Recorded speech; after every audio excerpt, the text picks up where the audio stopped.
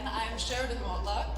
I am Miss Earth Australia 2022, and I am very, very passionate about the environment. It is something that I've always grown up in. My family and I grew up in the country, and we were also very lucky enough to travel around the Australian countryside for 14 months living out of a camper trailer. So every day, me and my two younger brothers would wake up to a different beautiful Australian scenery. So it's always been something very close to my heart, which is why I am here to do Miss Earth, to promote more and to really get the message out about just how important and how topical climate change is and how much of an issue that it is that affects everybody internationally.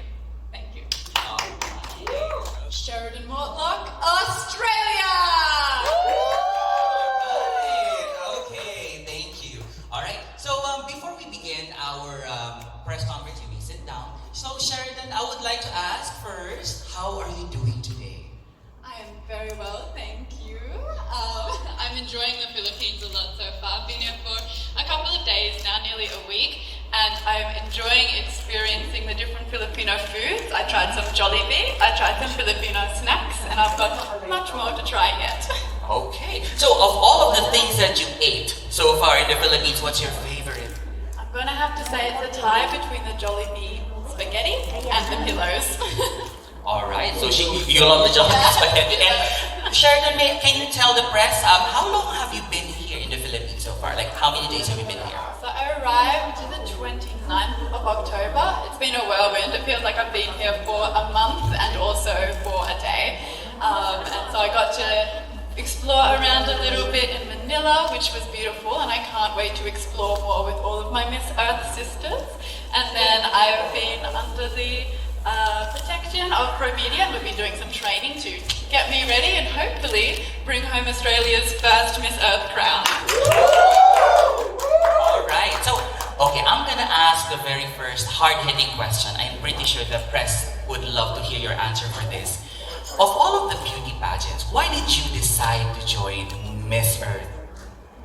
So Miss Earth Australia was actually my first big pageant that I've ever done. I joined that in 2019, and at the time I didn't know anything about pageants. They're not very big in Australia, especially compared to the Philippines, and I've absolutely loved being here in such a pageant-loving country.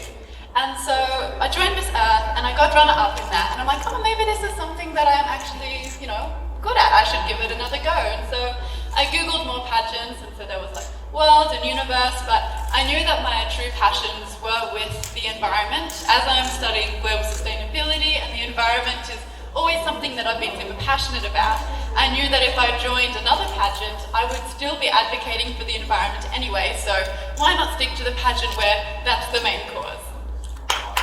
In the press, okay. First question is from Jason. Hello, good afternoon, Sheridan.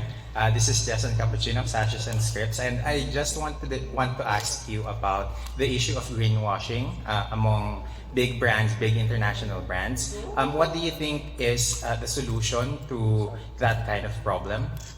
So greenwashing, for those of you watching who might not know what greenwashing is, it's basically when companies use green slogans and words to make themselves appear more sustainable than they actually are. And this is a problem because as consumers, we're always trying to make the right choice, and especially with people that care about climate change, they're looking out for those products that are saying they're green or environmentally friendly. But then if you're supporting them and then they're not, it's just a betrayal of trust to not only the consumer, but it makes you wary of other companies that are actually doing the right thing. So what needs to happen is there needs to be a protocol in place, either government legislation or a consumer law that states that you cannot use those words and use those acronyms and ideologies if you are not in fact true and sustainable. Much like the health star rating, I believe that there should be a sustainability star rating so that we actually know who we should support.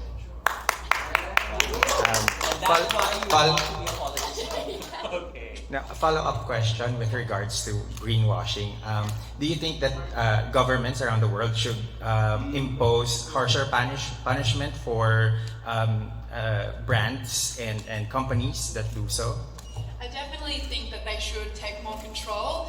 As consumers already, we live very, very busy lives, right? We don't have time every day to Google every supermarket or the mall. It shouldn't be up to us as the consumers to figure out whether a brand is lying to us or not. It should be stopped at the source so that we have no doubts and that we have trust and that we can fully support the brands that are doing good, because there are brands out there and it's fantastic. So yes, there should be start from the top and go to the bottom. Hi Sheridan, welcome to Manila. Okay, by the way, I'm Nolly Perry also for OPM Worldwide. I just want you to ask, in your opinion, what is the most significant environmental issue in the land down under that is widely ignored by its people? So it's actually rather ironic that you asked that question, as this year's Miss Earth theme is fauna. Unfortunately, Australia has thousands and thousands of beautiful, beautiful fauna and flora that are endemic to the country. However, a lot of them are going extinct. Unfortunately, Australia's got one of the worst rating when it comes to protecting our animals. And so this even includes our famous koala, who was recently hit very, very hard by our bushfires. And so what needs to be done is we just got a new government in and they've just put in some new legislation to state that they're going to try and protect a certain amount of animals that are on the endangered and critically endangered list. So that's a great step in the right direction. We need more movements like this where government is putting in legislation and funding to help protect the animals, because otherwise they'll just disappear one day and we'll never get them back.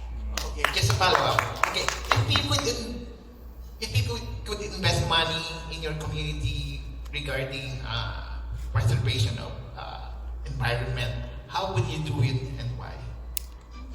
So I've sort of got two communities at the moment. So right now I'm living in Paddington, which is a suburb of the city of Sydney, and they're actually very green. It's very fantastic, the initiatives they're doing. However, in Jerilderie, where I grew up in the small country town, we really do need more environmental initiatives. And so one thing that I would hope that they would put funding into is supporting our farmers.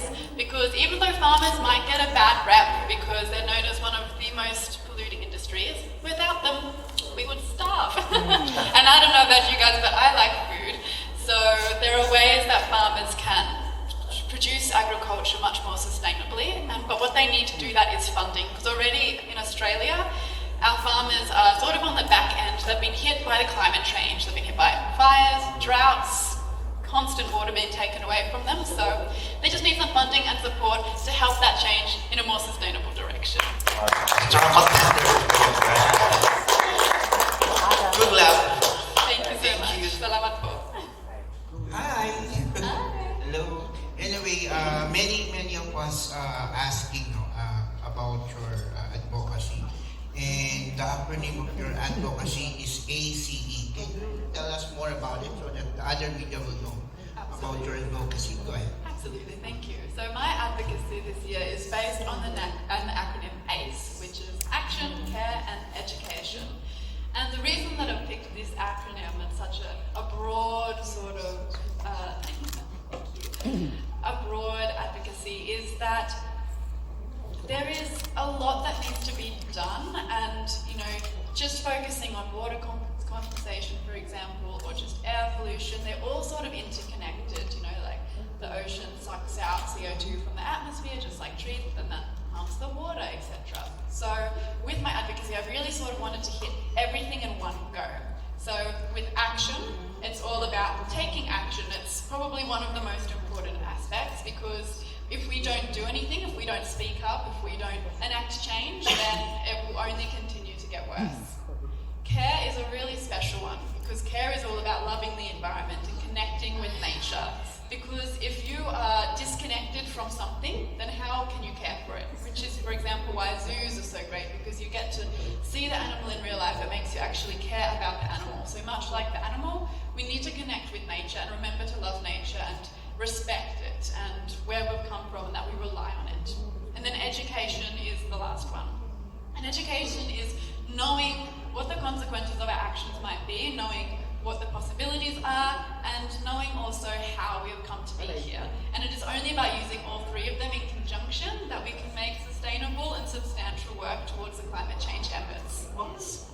Recently, there have been a number of environmental activists who have gone on rounds at galleries and museums, throwing away like soups or like tomato sauce on very expensive paintings. How do you feel about this? Because there are groups who say that things have to be done, but to the extreme, while others are saying these are mere vandals. Where are we when it comes to bringing our message out there for the environment? Thank you very much. That's a very topical question. I remember watching that and being like, what is going on? But my opinions of it is, we've got to be careful with big things like that and stints like that, because sometimes, it's not actually the environmental activists that it's coming from, it's somebody else that might be trying to make them look bad. But also, just like with any group that's trying to do better with the world, such as feminism, there's always going to be those on the very extreme side and then those that aren't moving at all. And what we have to try and focus on is just the overall message and what it is that we're trying to convey. So with environmental activism, I don't agree that the soup throwing incident was a great way to convey that, because all that does is make people angry. What we need to do is just show them already the destruction that's happening in the environment and let them get angry at that, because that is what they should be focusing on. Throwing things at a painting of flowers or a painting isn't getting the message across. We just need to show videos, we need to show the destruction that is happening, because that should get people mad enough and that should light a fire under our bellies. My name is Ferdinand from Eventology. My question for you is, what has been the significant project that you have done since winning Miss Earth Australia that is for the environment? Thank you very much.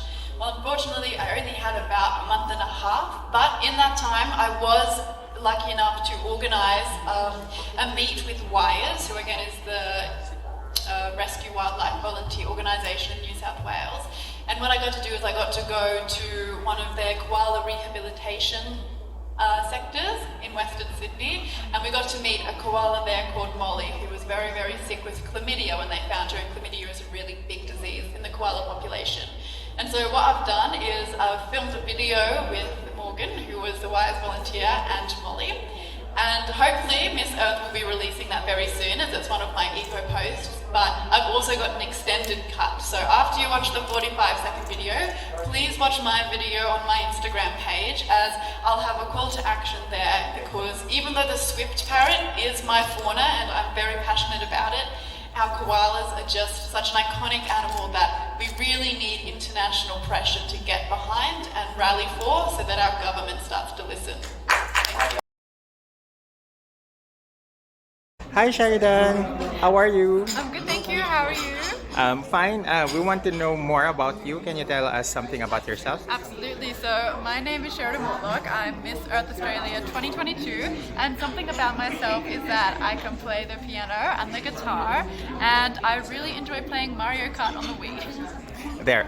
You mentioned earlier during the press conference that you work in retail before. Can you tell us more about that? Absolutely. So I've worked some retail jobs before. So one of them was for a fast fashion company in Australia, and it was really fun and I enjoyed the work environment, but that just really showed me more how much plastic that we use just to wrap up all the shirts and all the pants and everything that's completely unnecessary. So the next retail job I got was actually for a sustainable Australian-owned brand called Ginger and Smart, because while I enjoyed working in retail, I didn't, I wanted it to still be with my beliefs, which is why I'm now with Ginger and Smart.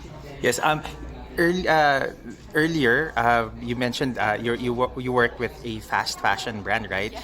And fashion is one of the biggest industries that pollutes the planet. And I just wanted to ask that because you were asked earlier about leather, the question about leather, and do you think that it is high time that we, as an industry, in the fashion industry, adopt more sustainable leather sources like pineapple, like mango pulp that is being researched and being developed nowadays? Absolutely. It is past the time when we should have started to implement that. There are so many other alternatives, such as what you mentioned, and also, cactus as well can be made into leather. And fashion is really one of those things that's very unnecessary. There are so many sustainable alternatives nowadays, and we've seen the impact that fast fashion has on our environment. So that's also why, for part of my journey with Miss Earth, I've been sponsored not only by Ginger and Smart, but by Glam Corner, which is an Australian rental company. And so what that does is that keeps fashion circular, because if you're just hiring an outfit and returning it, then somebody else can hire it as well. And there's no need to purchase a dress that you might wear once and throw in your closet and then eventually end up in landfill. Just an off-tangent question. Yeah. You mentioned something about fast fashion, right? Are you familiar with the documentary called "The Cost of Fashion"? Ooh, I've heard of it, but I haven't watched it Yeah, yet. you should watch it because it's really an eye-opener. Yes, I've been very, very passionate about slowing down fast fashion. It was actually my first advocacy when I joined Miss Earth Australia in 2019. I'm very, very strong about it. Like, it's one of those things that, other things might be necessary, but fashion is very, very consumer-based. Okay, thank you, Sheridan. Thank you so much. Salamat po.